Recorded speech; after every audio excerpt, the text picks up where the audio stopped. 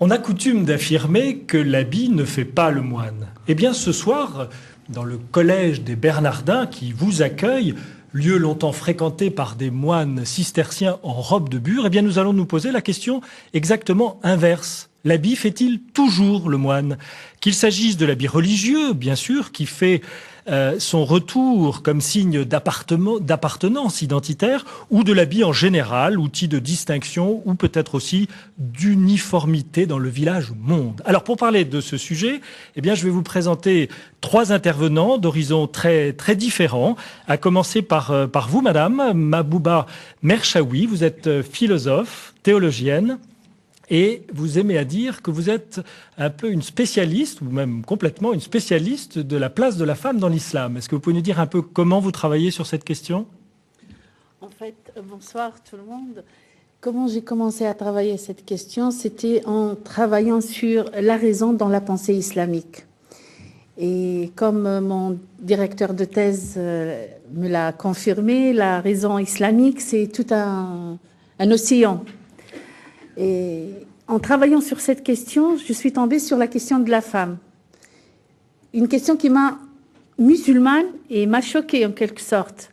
Parce qu'en tant que musulmane, lisant le Coran sans aller voir ce que les juristes ont dit, pour moi, c'était formidable. Mais en passant par les juristes, je me suis arrêtée. Est-ce que c'est ça, la femme musulmane? Eh bien, je trouvais que cette question vraiment mérite une lecture féminine, si je peux dire, ou une autre lecture qui répond à mes questions, moi, musulmane, qui était en quelque sorte pas satisfaite de cette lecture des juristes hommes. Donc la question de la raison mène à la femme dans l'islam. Voilà. On retient ça. À vos côtés, Jean Bobéro, bonsoir. Vous êtes sociologue, professeur émérite de la chaire Histoire et sociologie de la laïcité à l'École pratique des hautes études de la Sorbonne. Et également, parmi vos nombreuses activités, vous avez été membre de la commission Stasi. Une petite question introductive. Cette chaire Histoire et sociologie de la laïcité, on lit partout qu'elle est la seule en France. Est-ce que ça veut dire que ces études-là sont réservées à un public choisi ?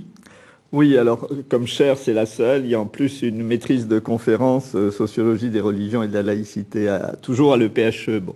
Mais effectivement, le fait que ça soit concentré à l'EPHE, à l'École pratique des hautes études, et qu'il n'y en ait pas ailleurs, montre une difficulté, moi, que j'ai rencontrée quand j'ai créé cette chaire en 1990, qui est le fait d'accepter que la laïcité relève d'une démarche de connaissance. Les gens m'ont dit la laïcité, ça se vit, ça ne s'étudie pas. Bon, alors ça se vit certes, mais ça peut s'étudier aussi. Et alors, ce qui était amusant pour moi, c'est que j'appartiens donc à la section des sciences religieuses de l'École pratique des hautes études. Et quand la section des sciences religieuses a été créée en 1886, donc plus d'un siècle avant la création de cette chaire, on disait aussi la religion, ça se vit, ça ne s'étudie pas. Et bon, on a peu appris que la religion se vivait et s'étudiait, et que le fait de l'étudier n'empêchait pas de la vivre, et que le fait de la vivre n'empêchait pas de l'étudier, etc. Bon. Et il faut faire la même démarche pour la laïcité aujourd'hui. En tout cas, votre matière vous a placé sous les feux de la rampe, comme on dit, au cours des dernières années et encore aujourd'hui, parce qu'on le verra tout à l'heure, la question de la laïcité. Et alors, si vous permettez encore un petit détail qui a son importance, j'arrive là de Mexico, et au Mexique, on a fêté les 150 ans de la séparation de l'Église et de l'État, qui date de 1859. Donc ça va tout à fait contre l'idée que la France aurait la première et la seule, disons, inventé la laïcité. La laïcité mexicaine ayant eu d'ailleurs des zigzags, des moments très anticléricaux et d'autres moments plus conciliateurs. Alors, je vous ai promis un plateau éclectique, varié. Eh bien, la présence d'Aude-Roy l'atteste pleinement. Aude-Roy, bonsoir. Bonsoir. Alors, vous êtes une femme pour qui le vêtement joue un rôle considérable, dans votre vie professionnelle en tout cas, puisque vous avez pendant 20 ans été très active dans le monde de la haute couture, en dirigeant les studios de création Grès, Lanvin, Montana. Et puis alors, vous avez fait une reconversion, vous allez nous dire comment et pourquoi, mais dans un autre métier, tout à fait différent, nous semble-t-il, le coaching à la communication non verbale. Absolument. Alors, j'ai passé des années absolument divines auprès des plus belles femmes du monde, ça devrait vous faire rêver, vous messieurs, les plus magnifiques artisans qui sont les trésors de la France, bien sûr, et qui existent toujours et qui font des merveilles pour les femmes du monde entier et les hommes. Pour 100 clientes dans le monde entier, quand même. Pour 100 clientes dans le monde entier. Alors j'ai travaillé jusqu'à 24 heures par jour pour préparer les collections auprès de gens magnifiques, merveilleux, talentueux, et qui faisaient de la femme ce qu'elle a de plus merveilleux, en tout cas pour eux, et pour elle vraisemblablement. Et puis, il se trouve que je me suis mariée, que j'ai eu un premier fils qui a aujourd'hui 19 ans, j'en ai 2, et que j'ai souhaité, bien sûr, être plus présente à la fois à mon fils, bien sûr, pour l'élever, à mon mari aussi, pour être sa femme, et puis j'ai eu un deuxième garçon. Donc j'ai décidé d'apporter tout ce que j'ai appris durant ces 20 ans de beauté dans tous les sens, je dirais, à des personnes qui en ont soit envie, soit besoin. Je suis donc coach en communication visuelle, ce qui fait que je peux à la fois profiter de mon savoir-faire en termes vestimentaires, en termes aussi de couleurs, en termes de forme, et aussi donner aux personnes tous les secrets qui concernent la gestuelle. Car notre image, ça n'est pas seulement l'habit, qui est notre sujet de ce soir, mais c'est aussi la façon dont nous bougeons. C'est en fait tout ce que nous donnons à voir. Alors vous avez une formule que j'aime bien, vous dites que l'habit ne fait pas le moine, mais il permet d'entrer au monastère. Qu'est-ce que ça veut dire? Absolument. Alors, il se trouve que j'accompagne énormément de personnes dans leur mobilité professionnelle et que on s'aperçoit que sur 2 candidats qui ont les mêmes compétences, ce qui va faire la différence à 80%, c'est la façon de se présenter. Donc c'est effectivement le vêtement, c'est effectivement la façon d'être coiffé, la façon de regarder, la gestuelle. Donc si on ne sait pas différencier 2-3 candidats sur des critères intellectuels, de cursus, d'études, il reste à 80% ce paramètre vestimentaire. Absolument. C'est énorme. Vestimentaire et de gestuelle. Et de gestuelle. Et de gestuelle, avec une volonté, bien sûr, de la part du recruteur, de congruence entre ce que la personne sait faire et la manière dont elle apparaît aux yeux du monde. Et en fait, je trouve que le moine et le monastère, c'est un excellent élément pour moi, puisque je peux expliquer aux personnes que pour faciliter leur intégration professionnelle, et c'est très français, il vaut mieux effectivement avoir l'habit du monastère dont l'objectif est celui du candidat. Chaque entreprise, chaque secteur a son habit, en quelque sorte. Alors, si l'habit nous révèle en profondeur, vous êtes amené, si vous voulez changer l'habit de quelqu'un, parce qu'il exprime quelque chose de négatif, dans le cadre, par exemple, d'un recrutement, vous êtes amené à le faire changer en profondeur. Est-ce qu'il suffit de se mettre un beau costume, un magnifique col roulé bleu clair pour avoir l'air d'un playboy ou de personnage Pas mal. En tout cas, ça vous sied bien. Mais je contribue au débat de ce soir. Absolument. Je le fais d'une manière accompagnante, c'est-à-dire que je vais apporter des outils et que je laisse à l'adulte le choix de suivre ce qu'il a à faire et de bien avoir en perspective son objectif. Si l'objectif, c'est effectivement de trouver du travail, je ne sais pas, dans l'industrie, par exemple, eh bien, il se trouve que l'industrie a des codes vestimentaires qui lui sont propres. Si son objectif, c'est d'être manager, eh bien, le manager aussi, dans sa fonction, a certains codes par lesquels on ne peut pas ne pas passer. Et je m'amuse, je travaille en particulier assez souvent à la SNCF et j'accompagne des personnes qui ont un costume, puisqu'ils sont fort bien habillés par Lacroix, Christian Lacroix, notre grand couturier, eh bien, je leur permets de se différencier par d'autres éléments qui vont être la coiffure, l'accessoire, la façon de se maquiller pour les femmes, et de noter et d'intégrer ce costume uniforme pour se différencier et garder leur personnalité malgré tout, ou apporter une petite touche de personnalité. Est-ce que vous diriez que dans la vie courante, le vêtement reste un élément de distinction, ou au contraire on est dans une espèce de nivellement, d'uniformisation avec ces grandes marques à supermarché dans le monde occidental? Alors il est vrai qu'aujourd'hui, le profit est roi. Et que de ce fait, la fabrication est massive. Et que les fabricants ne prennent pas de risques en nous habillant de noir, de gris, de bleu marine, de beige, des couleurs qui sont faciles à porter et qui sont plus facilement achetées qu'un rouge, un violet, un rose bonbon. Donc, ils vont acheter massivement des couleurs facilement achetables, neutres, relativement neutres, et j'ai pas besoin de connaître votre garde-robe, mais je sais qu'à l'intérieur, vous avez essentiellement ces couleurs-là, qui sont faciles donc à vendre et faciles à fabriquer en masse. Mais je remarque que si, je ne sais pas si je peux citer des marques, que si... Moi, j'ai rien contre, mais... Très bien. Si H&M et Zara envahissent effectivement les rues, les petits couturiers, les petites couturières reviennent en force parce que les gens ont besoin aussi d'exprimer leur personnalité et de montrer leur différence au travers du vêtement. Et donc, ces personnes-là ont à nouveau du travail, heureusement d'ailleurs, heureusement. Alors, Madame Mershawi, vous parliez tout à l'heure de la place de la femme dans l'islam, et il est vrai que cette question est dorénavant pleinement une question au cœur de la société française, puisque un des éléments les plus visibles de cette identité de la femme musulmane, c'est le voile, que vous le portez.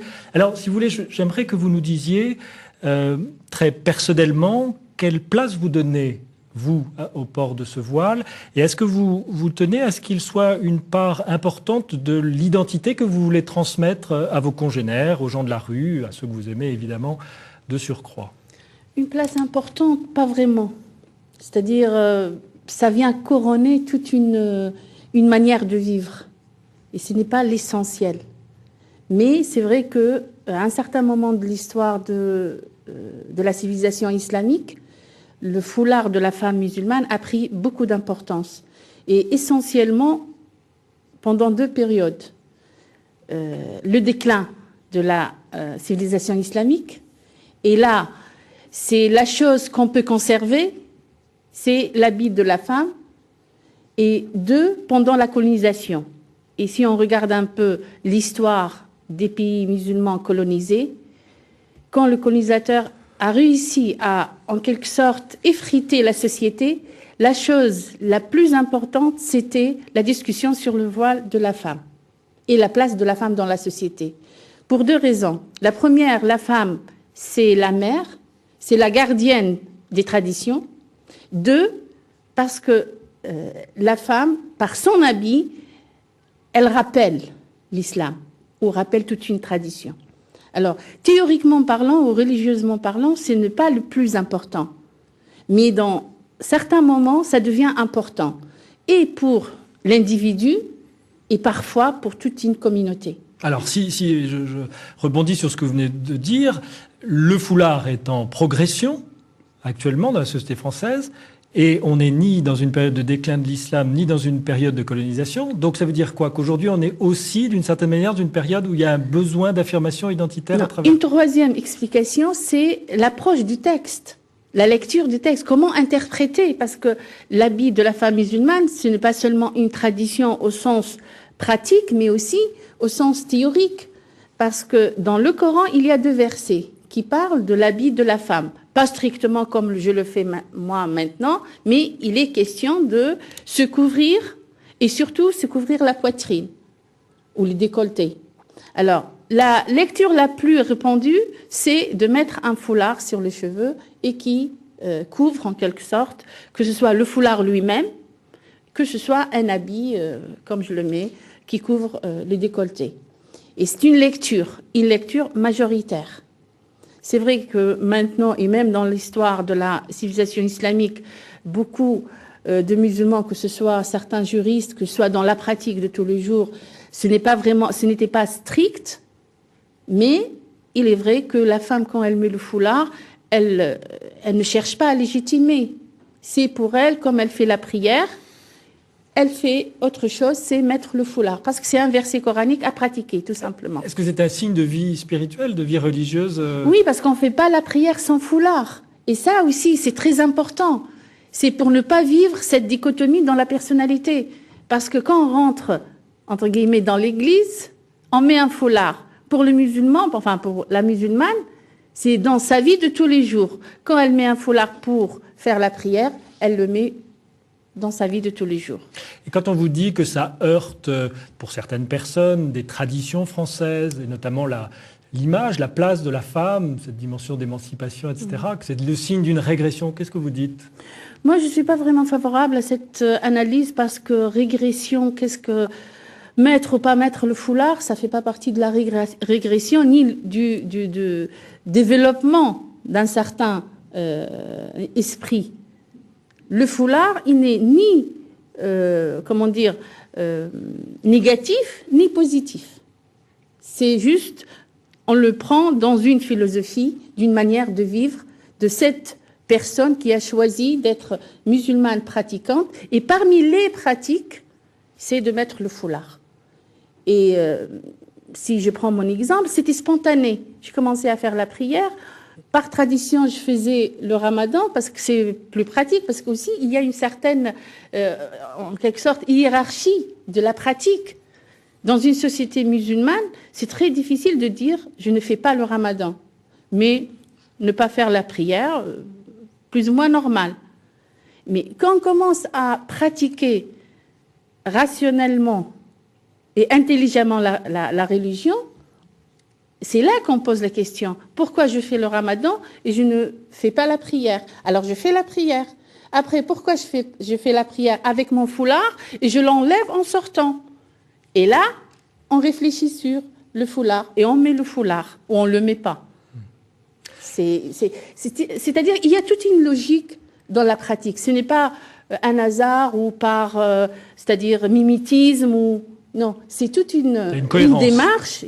Et souvent, ça vient... Le foulard, c'est la chose, la dernière chose dans la pratique, pour deux raisons.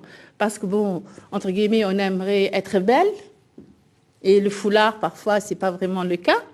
Deux, parce que, justement, on a peur que ça heurte l'autre. Pas seulement dans la société française, ou occidentale d'une façon générale, mais même dans certains pays, comme la Tunisie, d'où je viens. Dans les années 80, c'était difficile, c'était un combat de mettre le foulard, non seulement pour la société, mais même pour la famille. C'est-à-dire, il est difficile d'accepter le foulard dans une famille, parfois même pratiquante, parce que c'est nouveau, tout simplement. Jean Bobéro, je l'ai dit, vous êtes sociologue, historien de la laïcité en France. Est-ce que vous ne souffrez pas, là, depuis quelques années, de cette focalisation de la question de la laïcité sur le foulard et maintenant la burqa? Oui, alors, effectivement, il y a eu un tournant en 1989 par rapport à une période précédente, mais ce tournant nous ramène à une période historique, disons, qui a été le tournant du 19e au 20e siècle. Bon. Alors, d'abord, le tournant de 89. La Constitution de 1946 et celle de 1958 a affirmé que la France était une république laïque. Donc, on pouvait estimer que le combat des deux France était terminé et que la laïcité était la valeur commune, disons, de toutes les Françaises et de tous les Français, qui n'avaient plus de conflit frontal. Bon. Il y avait quand même une queue de conflit, comme vous le savez, qui était l'obtention de subventions publiques aux écoles privées avec un caractère propre confessionnel. Bon. Et ce conflit a pris des proportions telles que pendant tout un moment, la laïcité s'est réduite à ce conflit-là. Jean Cornec, qui était le président d'une fédération de parents d'élèves, tellement président inamovible qu'on l'appelait la fédération Cornec, disait que la loi de Bray était pire que les lois de Vichy. Pire que les lois de Vichy, il l'a écrit. Vichy sous De Gaulle est pire que les lois de Vichy. Bon. Donc, vraiment, pour défendre la laïcité, il fallait aucun centime d'argent public dans les écoles privées. Bon. Aujourd'hui, plus personne ne considère véritablement que la laïcité est en péril et la loi de Bray pour cette question. Et la loi de Bray est rentrée, disons, dans les lois républicaines, quels que soient les jugements que les uns et les autres peuvent porter. En fait, il n'y a aucun mouvement social, aucun parti politique, aucune force qui remet en question cette loi de Bray. Ça amène déjà à relativiser les choses et à montrer que ce qui est passionnel à un moment, conflictuel à un moment, peut être complètement oublié à un autre moment. Bon. Rappelez-vous quand même les manifestations monstres qu'il y a eu à ce sujet. Bon. Depuis 1989, on a focalisé effectivement l'affaire sur le foulard. Alors, ce n'est pas sans raison. En 1989, il s'est passé plusieurs choses. Il s'est passé d'abord l'affaire Rushdie, qui, au début de l'année, qui a ému et inquiété, évidemment, non sans raison, les enseignants et les journalistes et les gens de médias. Bon. Il y a eu le deuxième centenaire de la Révolution française, qui a fait que la référence laïque a plus été la Révolution que la Troisième République, alors que c'est pourtant la Troisième République qui a créé la laïcité. Les politiques religieuses révolutionnaires ont toutes échoué les unes après les autres. Bon. Et puis, il y a eu l'effondrement du mur de Berlin, qui était, disons, une fin de parcours, mais dès le début de 89, on savait effectivement que le communisme des pays de l'Est était un peu à bout de souffle, et donc il y a eu une perception d'un changement de la menace au niveau international. Bon. Le fondement du mur de Berlin et l'affaire Rushdie étant les deux symboles de ce changement. Bon. Et on s'est focalisé donc effectivement sur ce fameux foulard, on s'est focalisé sur un vêtement. Avec une problématique scolaire, faut-il ou pas le mettre dans les écoles? Enfin, alors oui, il y a plusieurs facteurs là qui sont rentrés en ligne de compte. Alors effectivement, vous avez tout à fait raison, parce que j'oubliais quelque chose, et qui est important pour notre sujet, c'est la loi du 14 juillet 1989, dite loi Jospin, qui donne la liberté d'expression aux élèves dans les écoles publiques.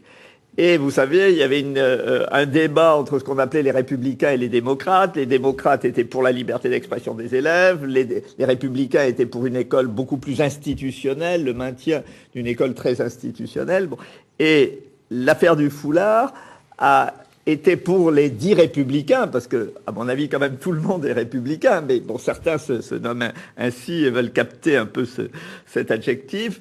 À la fois l'exemple qui donnait lieu aux conséquences de cette loi du 14 juillet, et puis une manière de faire populariser, disons, leur position. Bon, donc il s'est mêlé cela.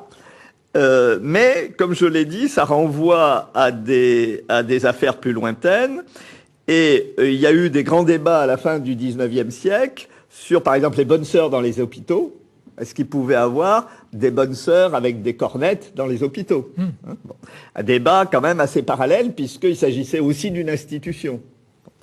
Et ce qui est très intéressant, c'est que, là encore, l'habit était considéré comme peut-être justement le passe-partout pour pouvoir rentrer ou pas. C'est-à-dire le passe-partout. L'adversaire des bonnes sœurs disait que tant qu'il y aurait des bonnes sœurs avec des cornettes dans les hôpitaux, la République ne serait pas chez elle dans les hôpitaux. Ouais. Donc il fallait conquérir le territoire, et conquérir le territoire, c'était faire changer d'habit les bonnes sœurs. Mais de ce point de vue-là, est-ce que vous avez l'impression, en étant membre de la commission Stasi, que vous avez atteint votre objectif? Est-ce que la question est pacifiée aujourd'hui plus qu'elle ne l'était à l'époque? Non, je pense pas du tout qu'on ait atteint l'objectif. Bon, d'abord, la commission Stasi a fait 26 propositions. il n'a été retenu au bout du compte que celle concernant le dit foulard, ou plus largement les signes religieux manifestant ostensiblement une appartenance religieuse. Bon. Et d'ailleurs, la commission Stasi avait parlé des signes religieux et politiques. On a enlevé les signes politiques dans l'affaire. Bon. Et plusieurs membres de la commission Stasi qui avaient voté cette proposition ont témoigné leur déception. Je donnerai qu'un exemple parce qu'il est très connu, c'est René Raymond qui avait voté avec la majorité de la commission Stasi et qui a écrit à plusieurs reprises sa déception de voir que le suivi était tout à fait déséquilibré puisque finalement il n'y avait que cela des 26 propositions qui étaient retenues. Bon. Par ailleurs, ça a une conséquence paradoxale. Et alors justement, étant donné ce que j'ai dit tout à l'heure, la laïcité d'avant 89, c'est quand même assez étonnant et intéressant, qui a été de favoriser les musulmans avaient fait le choix de l'école publique. Pour eux, créer des écoles privées n'était pas du tout prioritaire. À partir de la loi de 2004, eh bien, il y a eu des collègues dans la communauté musulmane pour créer des écoles privées pour pouvoir scolariser les jeunes filles qui portaient un foulard. Bon. Et une première école musulmane, puisqu'il y a 5 ans, il y a un délai de 5 ans, une première école musulmane a été reconnue par l'État dans le cadre de la loi Debré, bien sûr, c'est l'égalité entre les religions, c'est normal, et d'autres le seront dans les années à venir. Autrement dit, une loi dite de laïcité a favorisé l'enseignement confessionnel. On est en complet retournement par rapport à la période précédente, où c'était pire que Vichy, etc. Bon. Donc, on voit là qu'il y a beaucoup de choses qui se nouent, si vous voulez, et qui se nouent en se focalisant sur un élément au lieu d'avoir un peu une vision d'ensemble. Et est-ce qu'il vaut mieux qu'une jeune fille à foulard soit scolarisée à l'école publique ou dans une école privée confessionnelle? On peut quand même en discuter. Au droit, vous comprenez cette focalisation sur ce signe religieux, ou d'autres d'ailleurs, aujourd'hui dans notre société?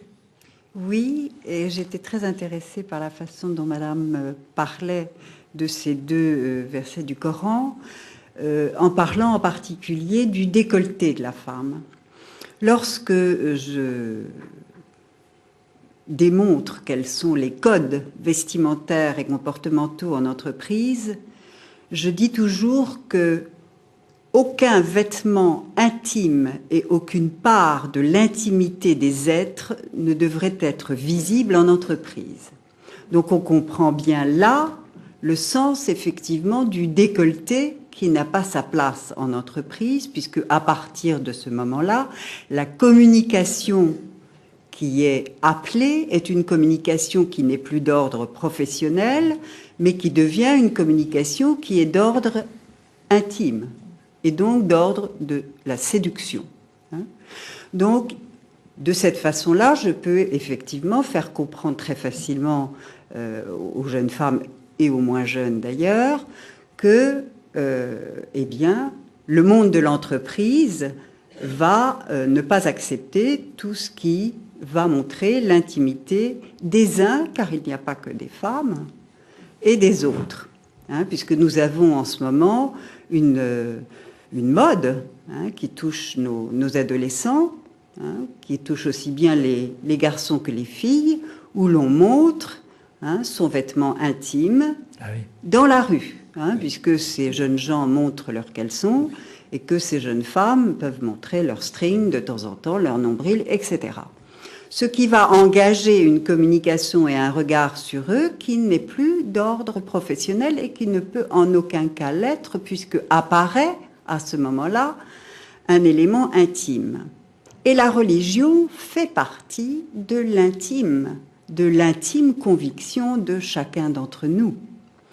Et donc, il paraît effectivement logique que cette intimité n'ait pas non plus sa place dans l'entreprise. C'est intime. Ce que je crois, ma religion, est de l'ordre de mon intime conviction. Elle ne l'est pas si je suis religieuse. Vous allez conseiller un candidat à signe religieux, quel qu'il soit, de l'enlever? Absolument. Parce que ça va interférer dans une communication qui ne serait que professionnelle et qui doit, dans ce lieu-là, n'être que professionnelle. Et c'est la même chose avec les outils de communication. Il est interdit, enfin il est recommandé en tout cas dans le TGV de bien vouloir avoir une conversation intime ou personnelle sur une plateforme qui est dédiée à cela. Donc effectivement, les conversations intimes et les conversations personnelles n'ont pas leur place dans la zone publique. Et on se rend bien compte que le vêtement ou le comportement sont régis par des codes qui sont très clairs, qui ont été définis par Edward Hall et qui expliquent que la zone de proxémie d'ailleurs est aussi commandée par cela, c'est-à-dire qu'en entreprise, on n'approche pas l'autre dans son intimité pour qu'il puisse lui réserver sa zone personnelle et sa zone d'intimité. Ce qui fait d'ailleurs que dans notre métro, par exemple, à 6 heures, eh bien, l'ambiance est passablement sur la défensive. Elle est au silence, en tout cas. Oui. Voilà. Elle n'est pas à la communication. Mais pas à son aise, puisque chacun est dans la bulle intime de l'autre. Ce qui ne devrait pas être. Absolument, absolument. Et c'est légitime, cette Madame position-là. Merchaoui, j'ai une question qui me taraude. Pourquoi est-ce que le vêtement religieux que vous portez, ce voile, pourquoi il n'y a pas l'équivalent pour les hommes? Pourquoi est-ce que c'est les femmes qui ont ce symbole? Pourquoi sa dimension sexuée? Parce que par exemple, dans la religion juive, il y a la kippa que l'homme va porter. Enfin, voilà, j'ai une question par rapport à ça. Bon, il est vrai, dans les versets dont j'ai parlé tout à l'heure, il n'y a pas un habit pour l'homme, mais il y a une manière de se comporter. Par exemple, la manière de regarder la personne. Il ne faut pas fixer la personne, c'est-à-dire rentrer dans son intimité. Le voir, le regarder, oui, mais il y a tout un code. Et les femmes aussi, pour les hommes et pour les femmes. Maintenant, pourquoi cet habit, il est pour les femmes et non pas pour les hommes, bien que les hommes musulmans eux-mêmes ont un code. On ne trouve pas un homme musulman qui se balade d'une manière choquante dans la rue. Comme je vous ai dit tout à l'heure, le foulard, c'est une lecture. Le foulard, c'est-à-dire cacher les cheveux, c'est une lecture. Le verset ou les versets insistent sur justement cette intimité du corps de la femme. Et même si on regarde un peu la mode, il y a toute une philosophie derrière cette mode pour justement faire ressortir cette intimité des femmes et non pas des hommes. Ça, c'est peut-être les secrets de l'être humain. Et cette question, comme j'ai dit, c'est vrai qu'aujourd'hui, on donne beaucoup d'importance à cette question, mais dans le Coran, elle est parmi 6200 versets, il y a 2 versets. Alors, ça fait partie de la manière de se comporter, mais ce n'est pas vraiment que ça. Et je reviens sur la question de intimité du corps et intimité de la religion. Moi, je ne suis pas vraiment d'accord avec Madame, parce qu'il y a une différence entre l'intimité du corps et l'intimité de la religion ou des idées ou de la philosophie qu'une personne approprie ou c'est-à-dire prend ces idées. C'est-à-dire je peux, sans choquer l'autre, discuter de ma religion, de ma philosophie, mais je pense qu'il est difficile de rentrer en contact, en intimité avec l'autre. Alors je ne mets pas, c'est-à-dire au même niveau où je n'utilise même pas le mot intimité pour tout ce qui est idée pour une personne religion ou philosophique. Et vous savez que dans les codes de savoir-vivre français, on ne parle pas de religion lors d'un repas. On ne parle pas de politique. On parle de choses et d'autres, car c'est entrer dans l'intimité et peut-être dans le conflit aussi. Donc, dans ces codes qui nous ont toujours régis, en quelque sorte, eh bien, on nous demande de la discrétion vis-à-vis de ces sujets qui sont considérés, en tout cas en France, comme des sujets intimes. Jean Bobéro ? Oui, moi, effectivement, les codes traditionnels, disons, de savoir-vivre indiquaient cela. Mais bon, ça veut dire effectivement des conversations aussi assez insignifiantes. Bon. Et si vous voulez, il y a quand même de plus en plus une montée en puissance de ce qu'on appelle la société civile, c'est-à-dire un espace de débat, un espace de confrontation démocratique, et qui est d'autant plus important que on a maintenant eu des incertitudes, si vous voulez. Il y a une dissociation entre le progrès scientifique et le progrès technique. Bon. Il y a eu un moment où le progrès scientifique cautionnait un progrès technique de manière presque automatique. Bon. Et d'ailleurs, l'Église catholique a eu une attitude beaucoup plus positive que la légende noire ne le dit. Des historiens ont montré, par exemple, que les premiers chemins de fer ont été bénis par des prêtres, etc. Bon, il y avait un consensus, disons, sur le progrès, en tout cas des élites. Et puis maintenant, on s'aperçoit que progrès scientifique et progrès technique, c'est dissocié, et que d'ailleurs le progrès scientifique indique les aspects contre-productifs que peut avoir le progrès technique. Bon. Et on s'aperçoit aussi qu'on en est à se poser des problèmes anthropologiques. Qu'est-ce qui va dans le sens du renforcement de la dignité et de la liberté de l'être humain? Qu'est-ce qui pourrait menacer cette liberté ou cette dignité? Bon. Dans ces cas-là, il ne faut pas que la religion soit dominatrice, il ne faut pas qu'elle cherche à surplomber la société, il ne faut pas qu'elle cherche à imposer des normes par en haut.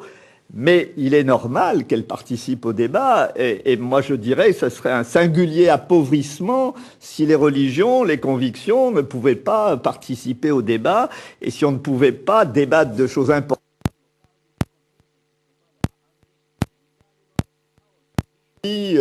Disons, qui amènent à des brouilles irréconciliables. Donc je crois quand même que ce savoir-vivre traditionnel est quand même assez dépassé de nos jours. Pour rester dans la sphère chrétienne, il y a quand même une chose qui est intéressante à pointer. Prenons un exemple. Imaginons qu'un évêque d'un diocèse quelconque en France réunisse ses prêtres.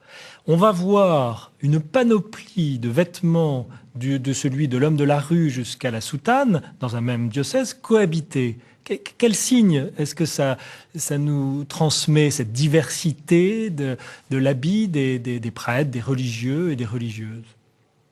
Est-ce qu'il y a une volonté de l'habit ne fait pas le moine, mais le monastère. J'ai souvenir de ce prêtre ouvrier qui s'habillait en ouvrier pour pouvoir converser, découvrir ce milieu, donc rentrer plus facilement au sein de ce milieu qui l'intéressait et auquel il voulait apporter du bien-être, pour être à leur portée et recevoir aussi l'information en étant comme eux. Et c'est un petit peu ça aujourd'hui, c'est-à-dire que il était prêtre sans soutane, mais il était aussi prêtre qu'un autre. Simplement, sa façon de s'intégrer à ce milieu-là lui a permis d'avoir énormément d'informations et de faire beaucoup de bien. Peut-être qu'on ne lui aurait pas fait autant confiance s'il avait été en soutane et que la distance alors aurait été de mise. Jean Bobéro, est-ce que les religions ne sont pas en dialogue en leur sein à travers cette question vestimentaire, notamment? Oui. Alors, bon, je crois que effectivement l'exemple de la multiplicité d'habits des prêtres dans un même diocèse est intéressante parce qu'elle montre une diversification des manières d'être catholique qui n'empêche pas à ces prêtres de travailler ensemble et d'avoir des objectifs communs, etc. Et moi, ce que je constate dans les enquêtes que j'ai pu faire, par exemple, c'est qu'il y a un féminisme musulman avec des femmes en foulard et des femmes sans foulard.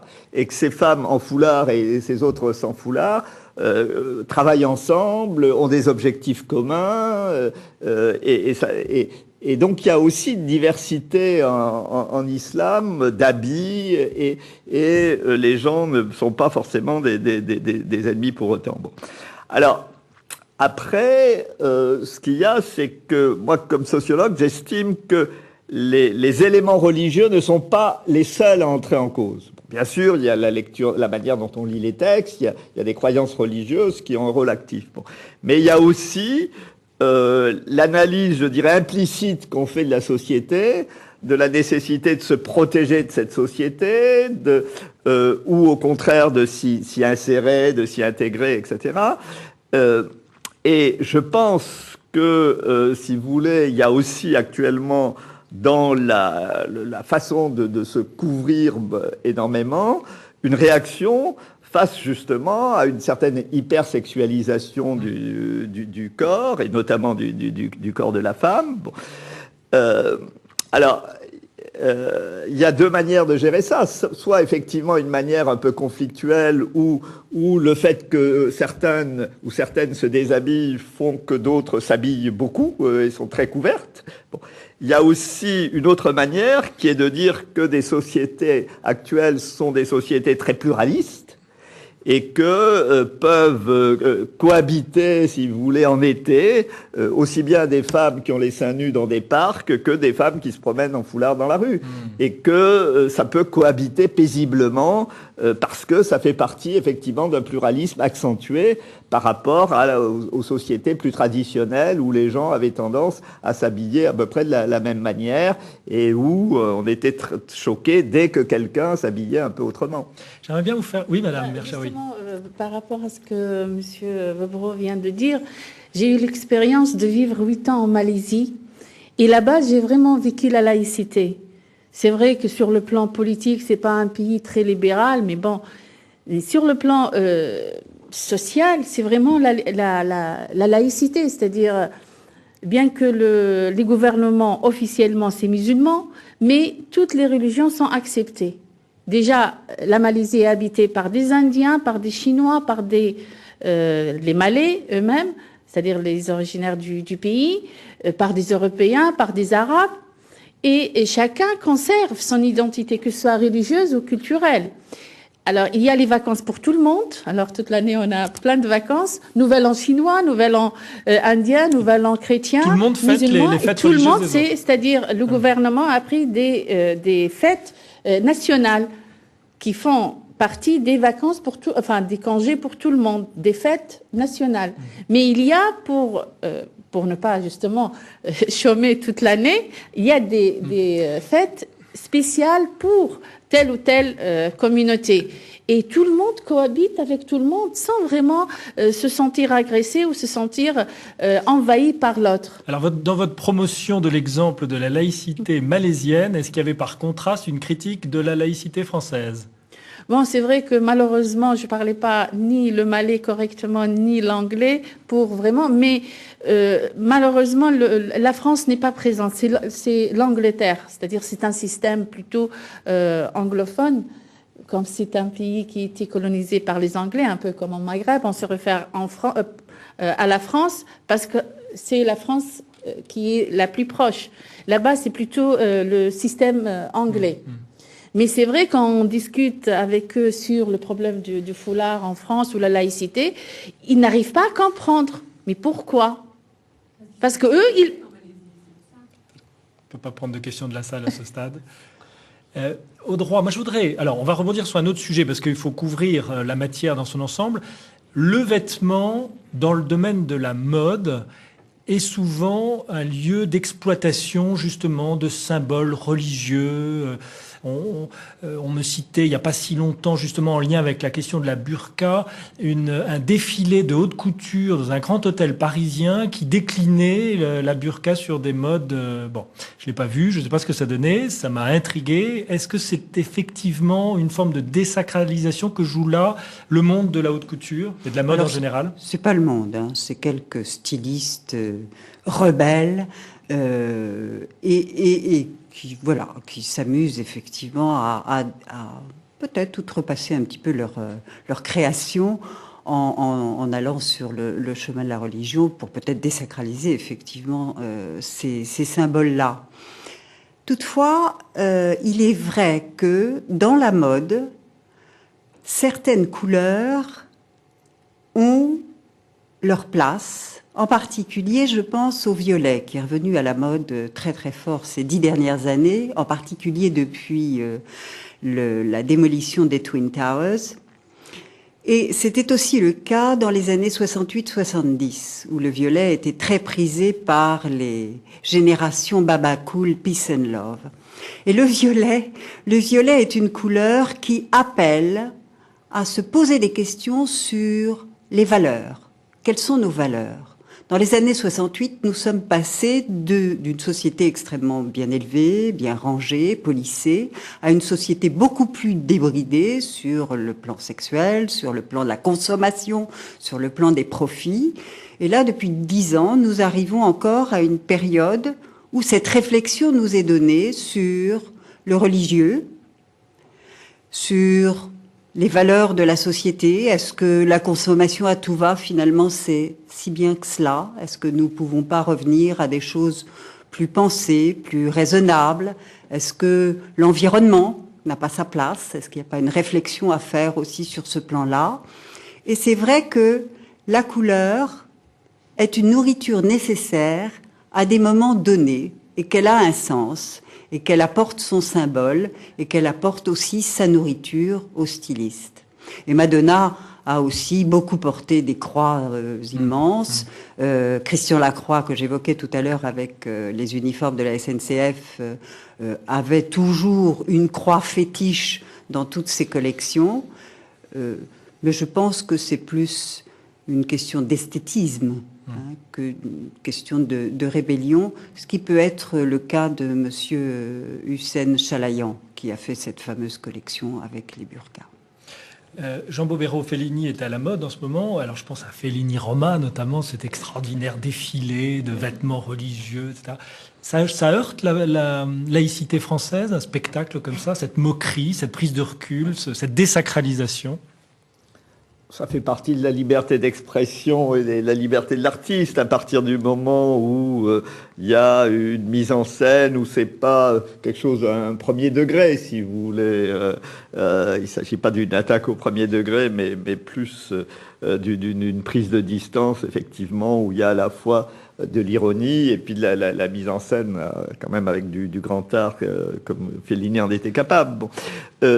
Cependant, ce qui est vrai, c'est que la laïcité française, donc je l'ai dit à travers ces exemples, a souvent eu des problèmes avec le vêtement, ce qui est bizarre parce que quand les pères fondateurs de la laïcité ont essayé de définir la laïcité, personne n'a parlé du vêtement. On a parlé de l'indépendance de l'État à l'égard des religions, on a parlé de la séparation du politique et du religieux, on a parlé d'assurer à tous les citoyens, quelle que soit leur appartenance, une égalité de traitement, la liberté de pratiquer leur religion. Enfin, on a parlé comme ça de grands principes et la laïcité quand même a essayé de veiller à ces grands principes.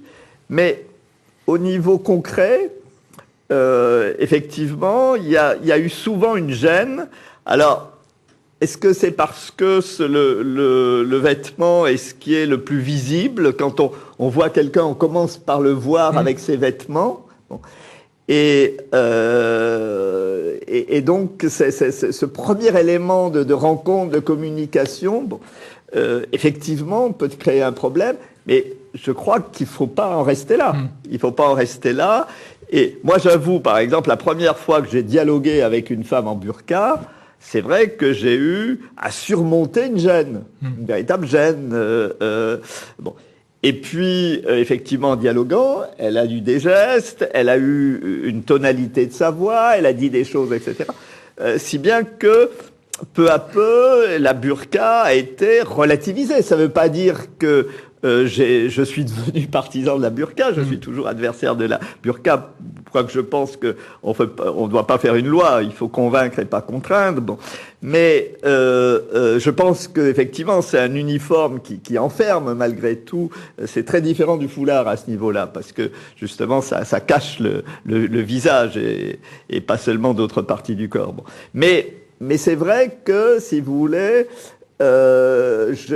l'expérience de discuter avec des femmes en burqa permet de désabsolutiser la chose et d'avoir pas le regard englobant sur elles qu'elles essayent finalement de donner, puisque elles-mêmes, elles s'englobent dans un uniforme. Madame Merchaoui, sur cette question rapidement de... Oui, la burqa, bon, ça fait pas partie du texte coranique ni de la tradition islamique. La burqa, ça vient de la tradition perse, la tradition turque. Et voilà, c'est pas vraiment une tradition islamique. Et malheureusement, souvent, des traditions prennent place dans la religion et ça devient, chez des gens, certains pratiquants, ça devient pour eux une chose importante dans la pratique de la religion. Mais ça diffère du foulard. Il n'y a aucun texte coranique. D'ailleurs, pour vous dire que il y avait dans la civilisation islamique une certaine manière de stopper cette tradition qui vient du dehors de la pensée islamique. Dans le pèlerinage, il est interdit à la femme de mettre la burqa. Et c'est pour moi une manière de dire aux musulmans, cette burqa, il faut l'enlever. Ces nouveaux musulmans qui sont rentrés dans l'islam avec le burqa ou la burqa, dans le pèlerinage ça fait partie des piliers de l'islam, il est interdit de mettre la burqa. Je vous laisse méditer sur ça. Ça veut dire, ça se contredit avec justement la pratique de l'islam. Pourquoi moi-même je suis contre la burqa? Parce que la burqa, en fait, c'est vraiment, ça isole la personne et en même temps, ça nous donne pas l'identité de la personne. Parce que bon, je peux cacher tout mon corps, il suffit de laisser mon visage et je suis transparente. Mais cacher le visage, on cache son identité. Ceci dit, il ne faut pas, moi je suis contre la loi, il faut dépassionner. Et c'est ça le problème. Souvent, on discute avec vraiment patients et on n'arrive pas à une solution. Ces femmes qui ont choisi de mettre la burqa, ce n'est pas par la loi qu'elles vont l'enlever. Parce que déjà, elles ne cherchent pas à rentrer dans la société. Madame Merchaoui, cette émission va toucher à sa fin. Je vais donc vous remercier au nom de tous nos téléspectateurs de votre participation et de votre contribution. Je vais citer deux des ouvrages écrits par des intervenants, à commencer par Au droit, donner une vraie et bonne image de vous. C'est aux éditions Inter-Éditions. C'est un livre qui date de quand ? 95. 95. Et apparaîtra sous une autre édition en janvier. Et merci. Et d'autre part, par Jean Bobéro, Les laïcités dans le monde, aux éditions PUF, que sais-je. Et je crois que ce pluriel des laïcités nous ouvre sur le monde. Et je crois qu'en France, on aurait bien besoin d'aller voir comment se vit la laïcité dans d'autres pays. Voilà, ce sera peut-être l'objet d'un autre débat, je le souhaite. La semaine prochaine, vous aurez donc le 17 novembre un débat sur art et beauté avec ma consoeur Catherine Escribe. D'ici là, portez-vous bien. Bonsoir.